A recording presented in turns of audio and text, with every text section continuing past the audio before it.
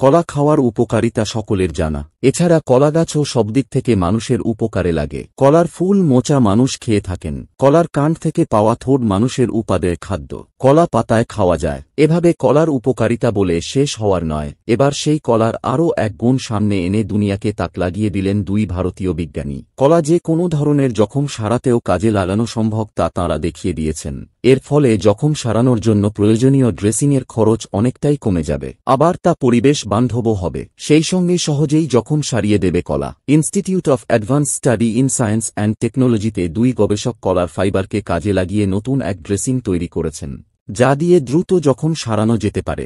আবার তা তৈরির জন্য যা দরকার তা সর্বত্র সহজেই পাওয়া যায়। কলার ফাইবারের সঙ্গে চিটোসান নামে এক ধরনের বায়োপলিমার এবং গুয়ার গাম মিশিয়ে একটি মিশ্রণ তৈরি করেছেন তাঁরা। প্রসঙ্গত, গুয়ার গাম এক ধরনের সহজলভ্য বিনস থেকে পাওয়া যায়। কলার ফাইবার সহ ওই মিশ্রণে যেমন থাকে প্রচুর পরিমাণে অ্যান্টিঅক্সিডেন্ট, তেমনই তা হয় যথেষ্ট শক্তিশালী। গাছের নির্যাসের এই মিশ্রণে ব্যাকটেরিয়া প্রতিরোধী উপাদান থাকে। এ থেকে বিশেষ ধরনের রস নির্গত হয় যা দিয়ে জখম দ্রুত সারে। বন্ধুরা, আপনারা কি এর সম্বন্ধে আগে জানতেন তা অবশ্যই কমেন্টে জানাবেন এবং ভিডিওটি ভালো লাগলে অবশ্যই লাইক এবং চ্যানেলকে সাবস্ক্রাইব করে দেবেন।